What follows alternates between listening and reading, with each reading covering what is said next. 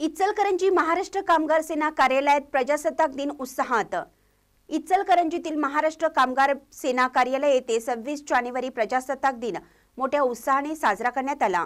सकाळी 8 वाजता महाराष्ट्र बांधकाम कामगार सेनेचे हुपरी शहर अध्यक्ष महेश सुतार यांच्या हस्ते ध्वजपूजन करण्यात आलं। तसेच जिल्हा संघटक सद्दाम मुजावर यांच्या हस्ते ध्वज फडकवण्यात आला व श्रीफळ महाराष्ट्र कामगार सेनेचे शहराध्यक्ष राहुल कडगावे यांच्या हस्ते फोडण्यात आलं।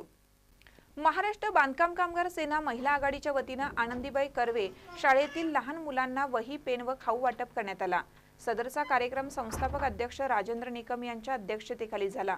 प्रमुख उपस्थिती महिला आघाडीच्या जिल्हाध्यक्ष बेगम नधाब, जिल्हा उपाध्यक्ष सलमा शेख, तालुका अध्यक्ष पूजा पवार, उपाध्यक्ष शाहीन खानापुरे, शहराध्यक्ष सुवर्णा शिंदे, शहापूर गावाध्यक्ष सुमित्रा टोने, उमळवाड गावाध्यक्ष अनिता मालगावे यांची होती।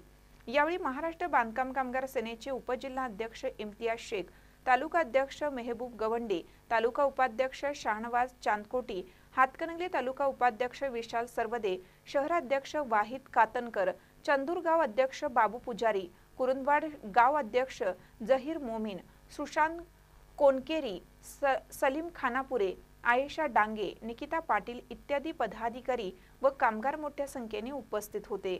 महानकर निप्ससाठी संतोष पाटील, इचलकरंजी। ताज्या बातम्यांसाठी महानकरेला सबस्क्राइब करा आणि बेल आयकॉनला क्लिक करा।